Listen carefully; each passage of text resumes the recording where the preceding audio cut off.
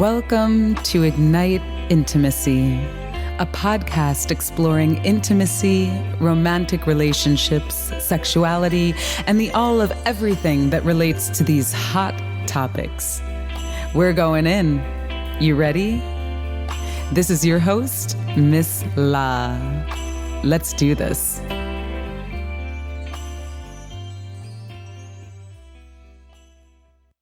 Hello, Ignite Intimacy community. This is Miss La, and you're here for another episode of Ignite Intimacy. I'm so happy to be here with you all today. And we've got a guest that is a specialist in that funky, uncomfortable, big energy of jealousy. And this is a topic that I've wanted to dive into a lot more deeper levels and just on my own journey to redefine my relationship to jealousy as a grown-ass woman, and also hopefully giving you all some tools and some insights into how to develop or redefine your relationship to jealousy. So Kathy Labriola, what is going on? Hi, glad to be talking with you. I know, this is wonderful. I was connected to you by, I think, a couple of different people referred me to you as a sort of jealousy expert. And so I'm really grateful to have you on the line with us today. Great. So I'm curious, what kind of got you into this whole world of working with couples and specifically with jealousy? Well, I sometimes say I'm very qualified to work with this issue because I am the most jealous person on the planet Earth. And I have a lot of personal experience with being very jealous. I used to say it's because I'm Italian, Sicilian American, in fact, and that we're very possessive and very jealous and very passionate about a lot of things, including the person or persons that we're romantically involved with. However, I have discovered that us Sicilians don't have a monopoly on the jealousy situation. It seems like my experience is that everyone of all nationalities seems to experience jealousy quite intensely. Yeah, well, jealousy is one of those things that, you know, it impacts most of our lives. I mean, I think there's probably like a sliver of the population that just like doesn't really care, you know? But I would venture to say that a majority of human beings have experienced jealousy in some way, shape, or form at some point in their lives. And as we know, when it comes to romantic relationships, sexuality, being intimate with someone, for some odd reason, that opens up the door to jealousy in like a whole new way, a much bigger way. And it can be like, I mean, it can drive you crazy if you're not careful. Absolutely. Believe me, I've seen it and experienced it myself. So I'm curious, if I kind of want to ask, and I know, of course, confidentiality with your clients, but is there anything really crazy that you could share with us that you've witnessed through the years, just in the work that you do, that, you know, you've seen someone just not deal with the jealousy very well, and something odd or, you know, just totally bizarre has come out of their own inability to, you know, handle jealousy in a more, you know, mature adult way? Well, I'm going to make a couple of kind of gross generalizations that are only true about 2/3 of the time. The extreme cases of jealousy that I've seen in males has led to violence against a partner, or violence against a person they either suspect of being their partner's lover or actually is the partner's lover. And with women, I've seen a number of suicide attempts due to jealousy. And every now and then you'll get a woman that will go on a violent rampage too, and like try to run over her husband with a car, or her husband's lover with a car or something. But it's much more common for women to have the response of being extremely depressed or extremely anxious, whereas it's more frequent for males to have the response of anger or betrayal and wanting to become violent in order to somehow get revenge. So those are the extremes. I don't mean to frighten you.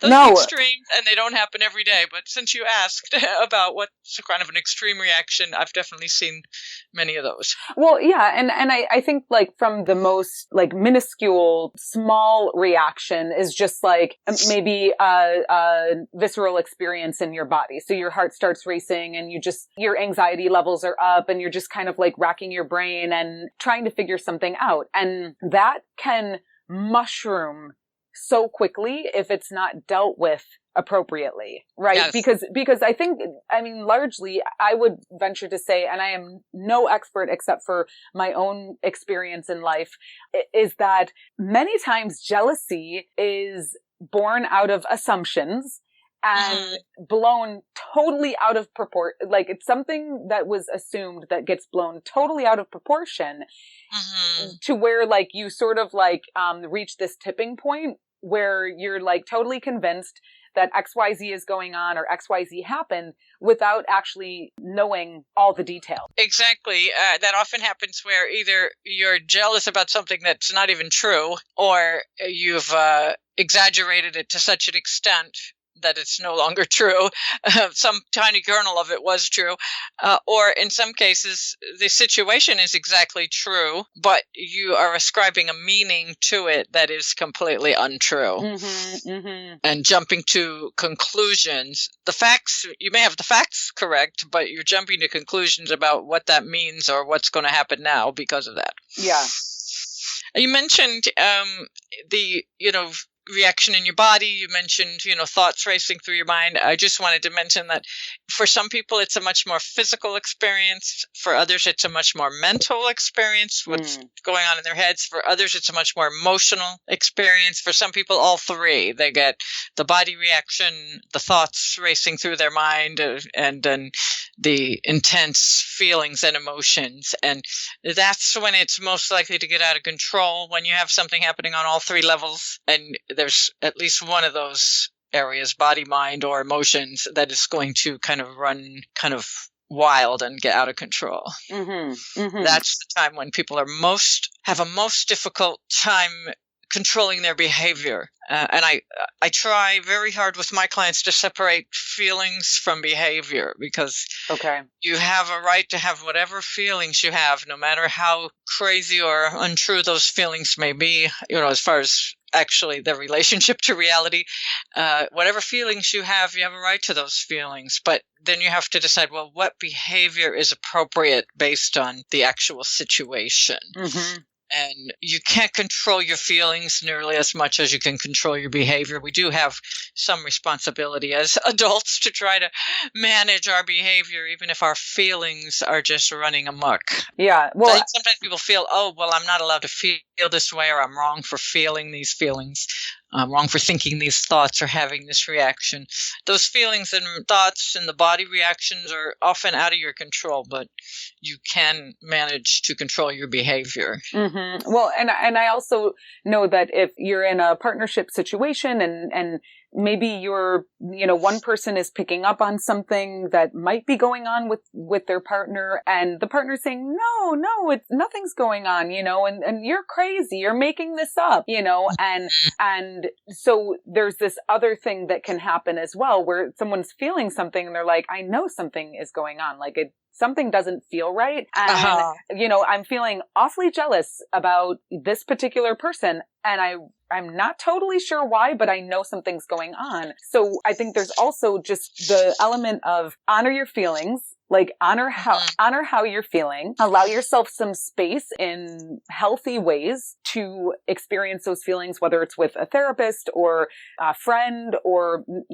in some other safe situation, so that you can like get that out and start to verbalize it and talk through it a bit, and then like address the other participant, and trust your inner guidance, because our inner compass is guiding us all the time. And I know now that I've had more than enough experiences where I felt something, and yes, that was actually true, that I can trust that guidance that I'm getting, as much as I may not want to trust it, because there's a lot of denial, I think, that goes on too. Well, and you may have some instincts or some intuitions that something is going on, but you may not guess correctly about what it is. And you have to, I try to encourage people to become a tellable person. And what I mean by that is, if you attack your partner and accuse them of cheating or something, and you're hysterical, you're not really a tellable person, because whatever they may be feeling or doing, they're not going to feel safe telling you if you're already hysterical. I mean, you have to be able to somehow calm down and say, I'm having this intuition that something's going on. could you tell me, what are your feelings, or are you doing something? What's going on? And actually be able to hear what your partner's saying without like suddenly flipping out on them. Yeah, exactly. I mean, people will lie when they know that you're hysterical and may like hit them or, leave them or, do something drastic or in some cases like make a suicide attempt even. So your partner's not going to tell you the truth if they know that the reaction is going to be totally dramatic and dangerous. Yeah. Well, and there's a level, I think, of just like emotional evolution and intelligence that goes into, for all of us, just coming into our grown ass adult selves and choosing to learn how to deal with our emotions in more productive ways, and communication comes into this a lot. But let's rewind. I want to just introduce you to our audience because you're like, one of the veterans in the open relationships, polyamorous community in this country, I'd say. So I want to just let people know the types of work that you do and a little bit more about you before we dive deeper into this. So Ignite Intimacy Community, Kathy Labriola is a nurse, counselor, and hypnotherapist in private practice in Berkeley, California. So she provides affordable mental health services to alternative communities. And Kathy has been a card-carrying bisexual and polyamorist for over 40 years. She's a political activist and community organizer, and she has been working with couples, mainly open and polyamorous couples, right, Kathy? Yes. Okay. And so tell us a little bit more about the work that you do with couples as it relates to relationships. Well, oftentimes couples come to me and individuals as well, of course.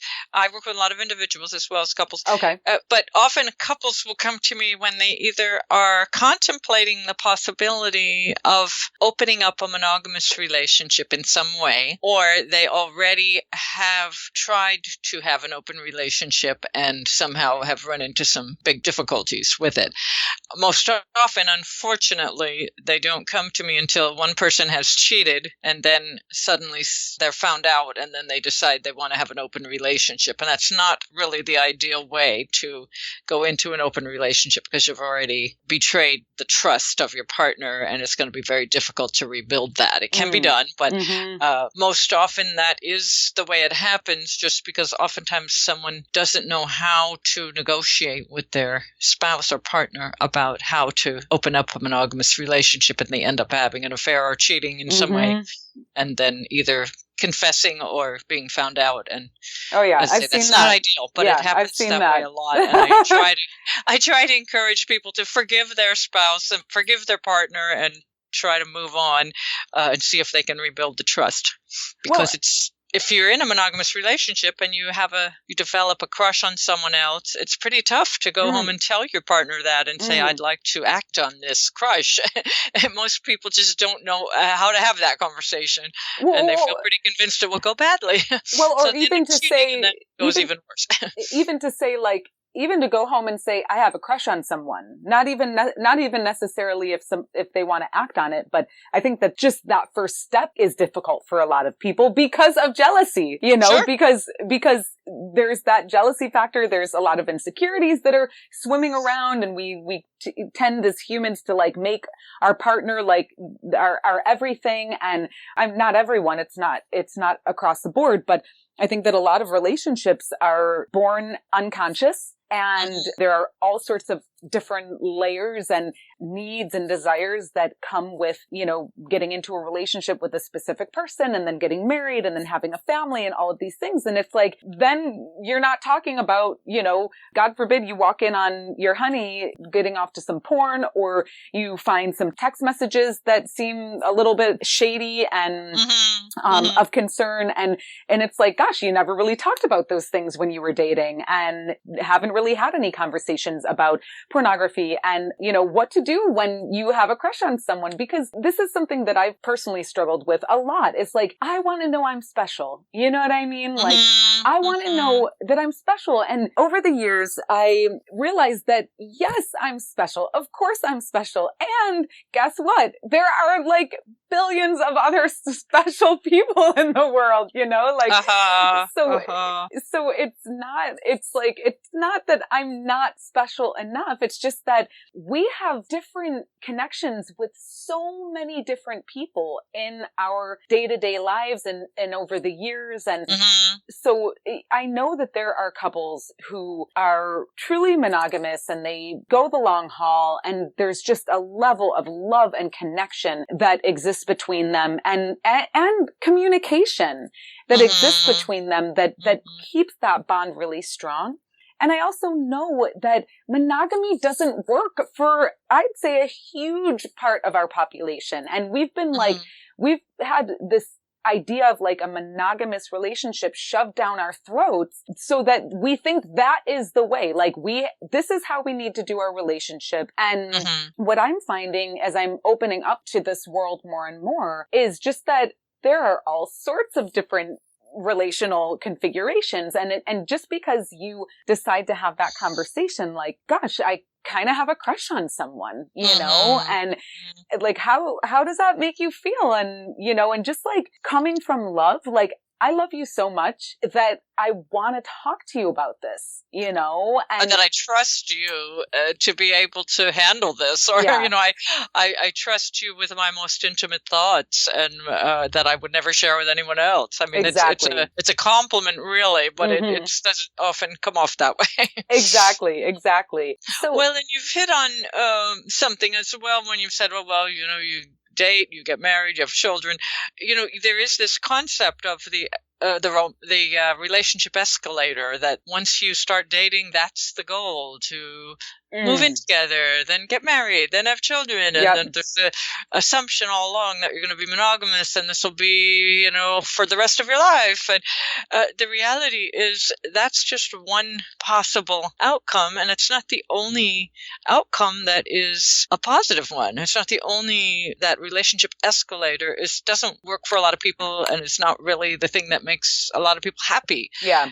So, but we have been given the idea that it's the one true path to being a grown-up and being in a happy, healthy relationship, and that if we don't do that, something's wrong with us. So being in an open relationship just kind of flies in the face of that for many people. Like, well, then why would you do that when it doesn't lead down this path necessarily as the relationship escalator is supposed to do? But I think we just have to decide that we have a right to get off that escalator and say, well, what form of relationship works for us? What's going to make me happy? What's going to make my partner happy? What really is going to be sustainable for us over the years? What really will work for us? Instead of trying to force ourselves into a model that just may not be right for us. Exactly. And that takes a lot of courage, and it takes a lot of maturity, you know, and it takes the ability to, like you said, like be on a level where you can receive some information that might bring some stuff up for you, you know? Well, and I really strongly encourage couples, whether they fully intend to be monogamous or not, to try some baby steps at getting more comfortable with talking about these uncomfortable kinds of things. Like, even if it's just talking occasionally about your exes and the feelings you had for them and what it was like being with them. I mean, for some people that's safer because, okay, they're exes, they're in the past. We're talking about just, what movie star you think is sexy. You know, I mean, that's kind of, in a way, safe because, you know, you're not going to ever meet that person. You know, it's never going to happen. So, and then even things like talking about, you know, if you see people on the street that you think are attractive, or, you know, because again, that's someone you're not really going to get involved with. I think it just helps to normalize the discussion of, I may be married, but I'm not dead, and I still can get attracted to other people. That's right. Well, and it seems like this myth that you could so easily buy into, that once you're with someone and you get married, they're never going to be attracted to anyone else, and you're never going to be attracted to anyone else, you know? And what again, kind of going back to just my own experience around like realizing that we have attractions to a lot of different people, you know, and it's not that takes away from the attraction with the primary partner, but, you know, it's like, how do we start to just, I guess, sort of just maybe normalize those feelings of jealousy in a relationship, especially when we know that most likely our partner is going to be attracted to other people throughout our relationship, and that they may have like a special connection with someone else or other people while we're in relationship. Not that they're acting on it, but there might be someone at work that their energy just really aligns and they just get along and there's like some juicy energy there. They're not choosing necessarily to make it intimate or romantic, but you know, it's there, and you can't like be like, well, you can't work there anymore, or like, you need a new role in that company, or, you know, I mean, that's not fair. So how do we start you can't have lunch with that person. Yeah, exactly. It's like, no, I'm not comfortable with you, you know, like, you need a new boss or whatever, you know. How do we normalize jealousy a bit in relationships? Well, again, I really encourage people to separate feelings from behavior. If there are plenty of very monogamous people that really are never in a million years going to have sex with anyone else besides us or partner, but they still have sexual attractions and romantic attractions, and there's nothing wrong with that. It doesn't mean they're any less monogamous. But if we can talk about these things while clearly saying, I'm not going to act on this, I'm just enjoying it for the fun of it. I mean, sometimes having a crush is more fun than actually dating the person. Oh yeah, totally. It's kind of like fantasies, you know. It's a heck of a lot of fun, you know. Yeah. And you know, more the better if it's like someone at work where you know, it makes work a little more fun and interesting. If you're pretty clear, you're not actually acting on anything. You're just enjoying those feelings and enjoying that interaction.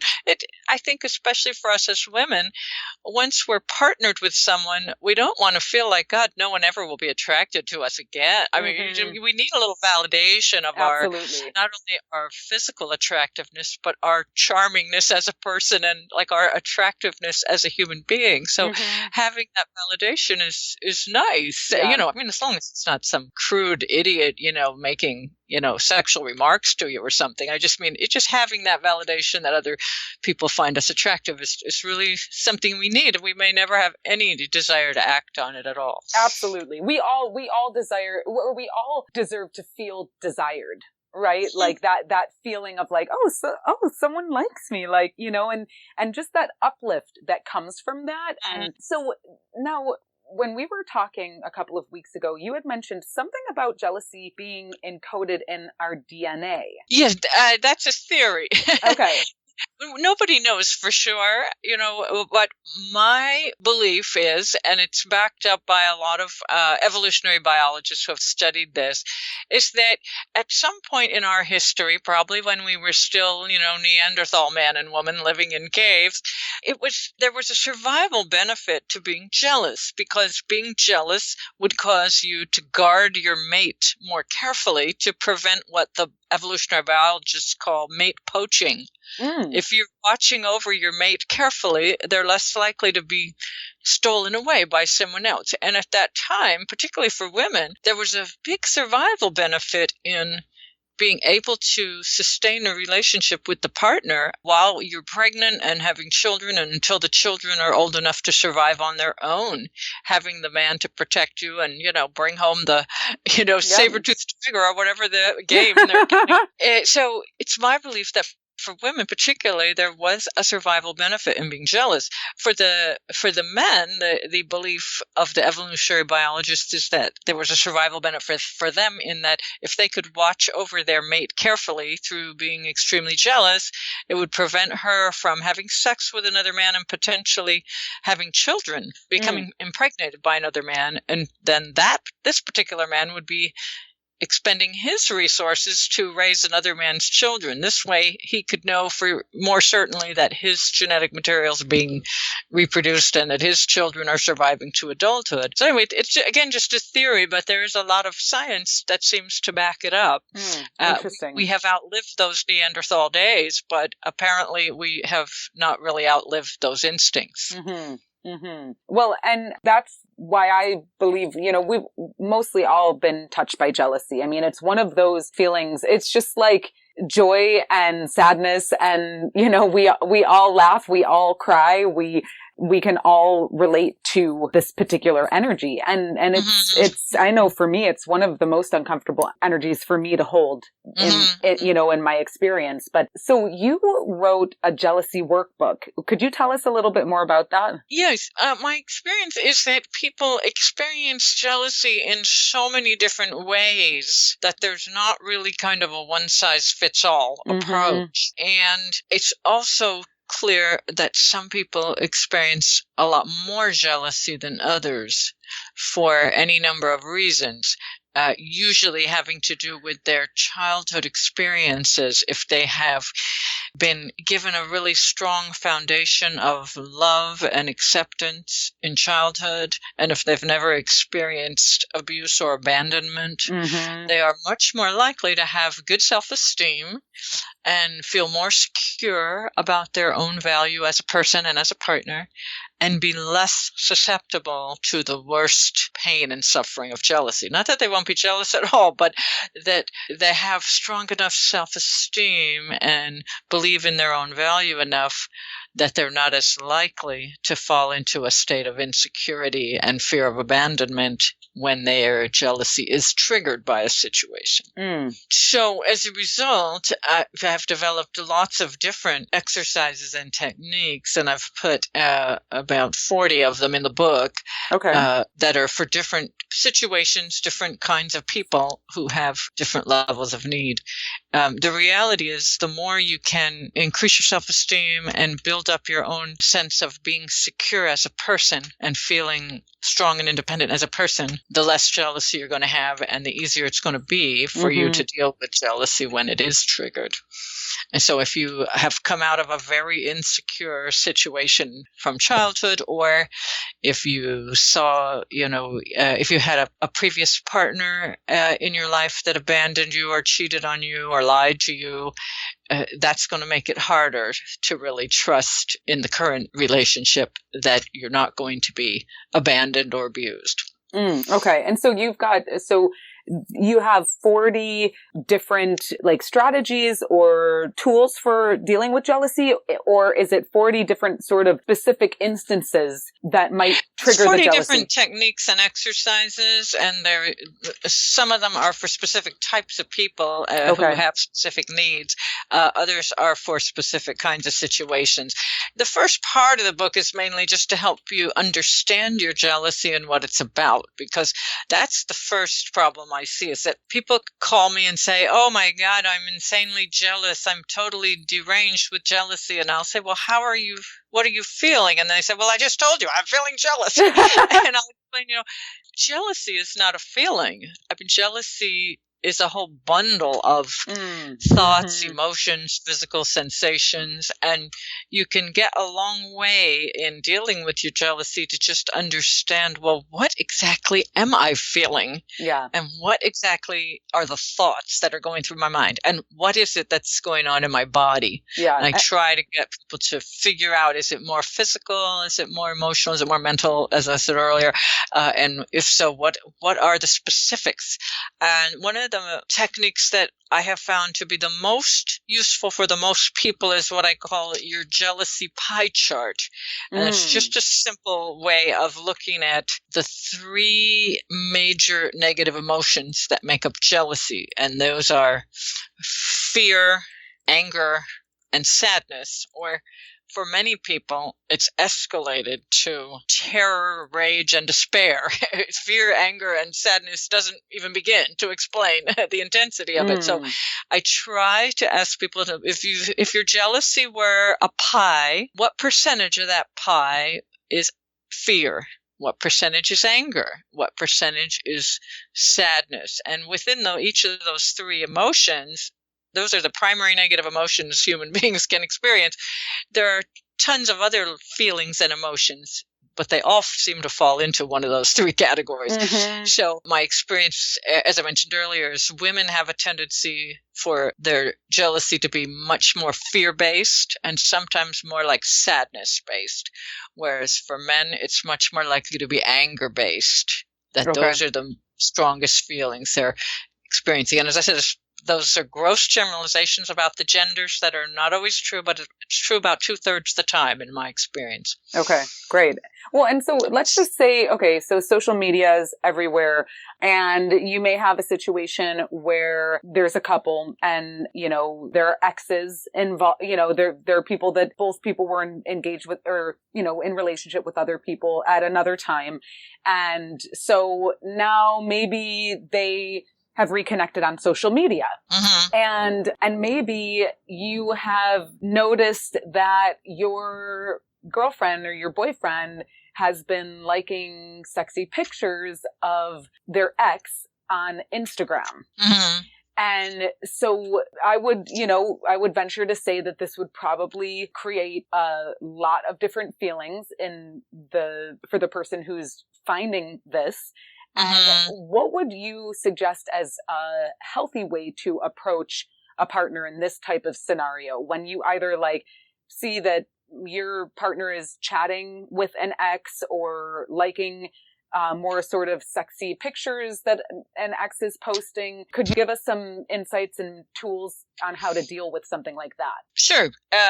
First of all, as I mentioned a few minutes ago, I would ask that person, the person who's feeling the jealousy, to try to figure out, am I feeling afraid or anxious? Am I feeling angry? Am I feeling sad? And how much of it is each one? Mm-hmm. And if you're feeling mostly afraid, then what am I afraid of? Am I afraid of losing my partner, that they're going to leave me for this other person? Am I afraid of feeling somehow not as special? Am I afraid I'm not going to get enough of their time and attention? Mm-hmm. Am I afraid of public humiliation because someone else is going to see those pictures too and say, "Oh God, look, he's fooling around on her"? Or, what am I actually afraid of? And then express that to your partner, what your actual fears are. Or if you're feeling angry, why are you feeling angry? Are you feeling that your partner has disrespected you in some way? Are you feeling angry because they're trying to hide this from you? What is it you're feeling angry about? Or if you're feeling sad, what is it that you're feeling sad about? What are those feelings, and what do you think is likely to happen? And try to express directly to your partner what your feelings are, rather than attacking them and saying, "You did this and how dare you," to start more with, "Wow, I saw these pictures, or I saw that you're reaching out to your ex and I'm feeling this. Can you give me some support, or can you tell me what's going on?" Or just being curious about it. And I need your love and support in order to feel better. Yeah. So I think being curious about it, listen, I'm not sorry, I couldn't hear you. Sorry. Okay. It's like, I'm not stalking you online, but I just, I happen to notice that you liked some pretty sexy pictures of, so-and-so. And I just noticed that I got really scared. And it brought up a lot of stuff for me. I'd like to talk to you about that. And just I find that when we can approach something really sensitive like that from a place of curiosity as much as possible, just I'm just really curious about this. Do you does it mean anything? Is there anything there that I should know about? Or, because I'm feeling scared and worried, and, okay. You're asking your partner, you're saying, "I want to know about it and want to know what's going on." Yeah. So just approaching it from a place of curiosity, and instead of a place of total anger and just complete freak out. Curiosity and also expressing what your feelings are is always a better approach than attacking. Mm-hmm. It's that old idea of talking in I sentences instead of you sentences. It's a very simple communication technique that's very effective. Instead of saying, "You did this and you did this to me and you're hurting me," it's more, "Here's how I'm feeling. Can you give me support?" Mm-hmm. Yeah. speaking from your own heart and from your own feelings rather than making your partner defensive and making them want to justify what they're doing or making them want to lie to you about what they're doing because they see you're hysterical.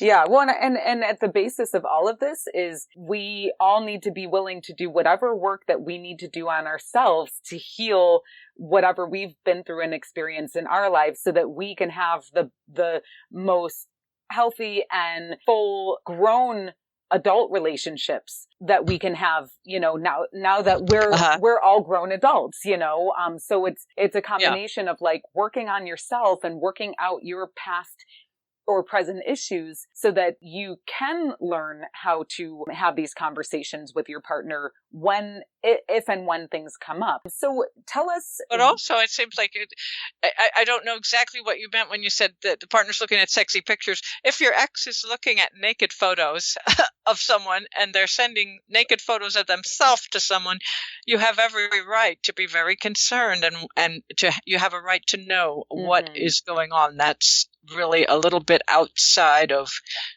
the agreements we have. Exactly. I think, you have to trust your intuition and say, well, this is really not okay, but I really want to know what's going on. Exactly. Well, and talk to us a little bit. I want you to let people know where they can find your jealousy workbook online. But before we go there, can you just talk to us briefly about any suggestions you give your clients regarding setting agreements within the relationship? Yes. If you're in a monogamous relationship, then certainly there need to be some explicit kind of agreements about is flirting with other people okay? Is having some kind of friendship with your ex okay? And are friendships, that are with people of the opposite sex, is that okay? And what are the boundaries there? Because even people who are strictly monogamous, have a right to have a life, and to have friends and to, just be themselves, as long as you both can agree, like, what are the boundaries? For some monogamous couples, certainly flirting and things like that are fine. With others, no, that's considered, outside the bounds. If you've decided to have an open relationship, then the very first thing you need to make an agreement about is what model of open relationship are you trying to have? There are several different models, and they're very different from each other, and the agreements and rules and boundaries would be very different. The most common form of open relationship is what I call the primary secondary model. It just means you and your partner are a couple and you're the primary relationship, and any other relationship is considered secondary to the primary relationship.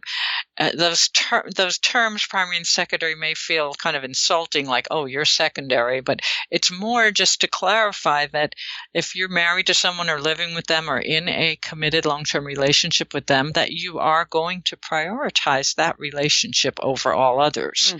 And that is one model of open relationship. And you're doing any outside partners a favor by telling them right off the bat, this is our agreement, so they know whether do they want to get into this at all if they're only going to be, quote, secondary to exactly. There's not really an option. The second model is the multiple primary model, where you may have more than one primary relationship. You may have more than one relationship that is very important to you and that you give equal importance to, say, two relationships. That's a very different model. For some people, that even includes 3 or 4 people living together in a relationship and all are primary. For some, you're still living with one person, but you still have a primary relationship with another. The third model is multiple non-primary relationships, where you're not really looking to get married or settle down with someone. You're really looking for 2 or 3 or maybe even more relationships, but you're not really ready to settle down or commit to any of them. Okay.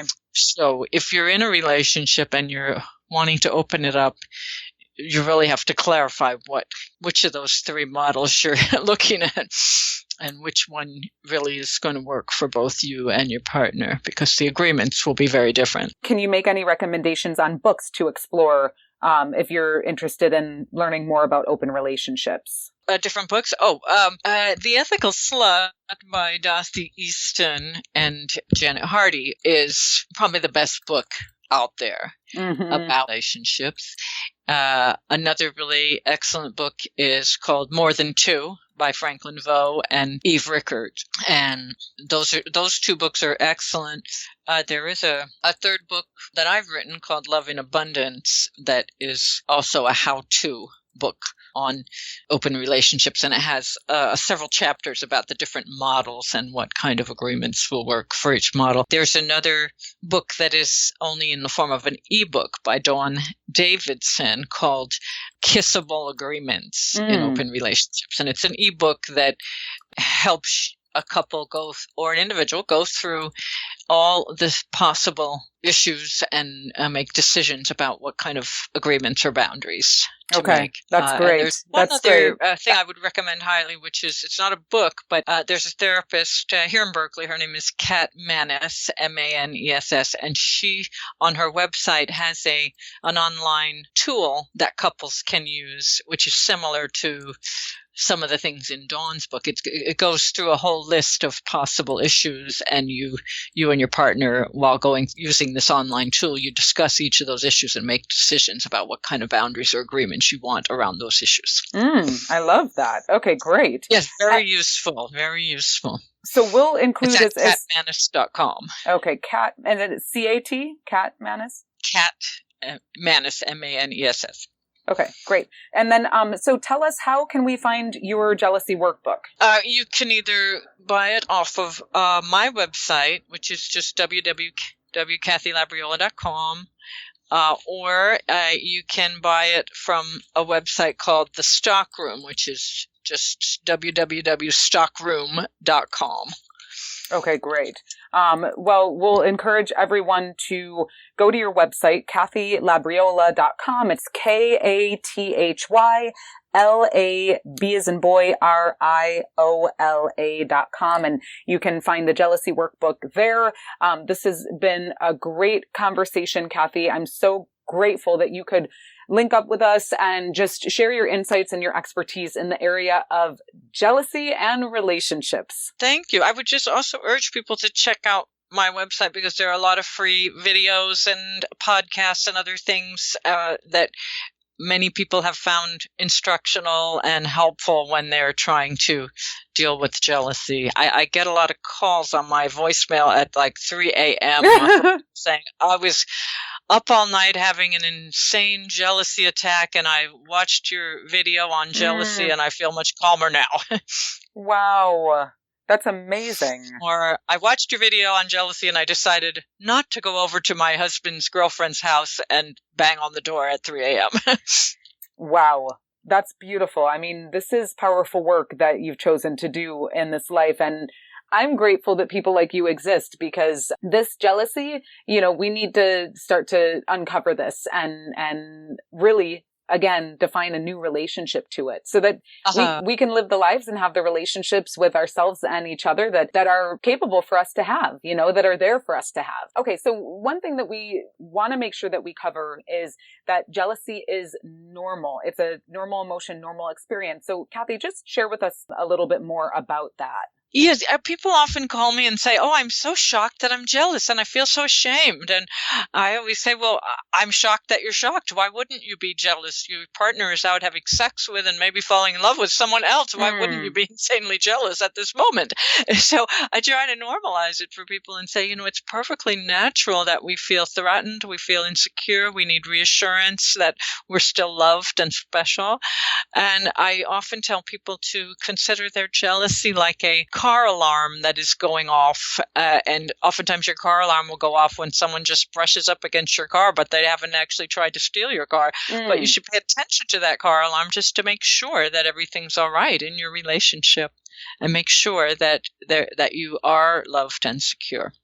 Well, yeah, and the meat of it is that it's okay to feel jealous. If you're feeling jealous, acknowledge that and start to do what you need to do to take care of yourself, address whatever needs to be addressed within your relationship or relationships, and define some powerful ways of moving forward so that you feel like your needs are getting met and that you're also showing up in the fullest ways in alignment with any agreements that you have in your current relationship. So jealousy is normal.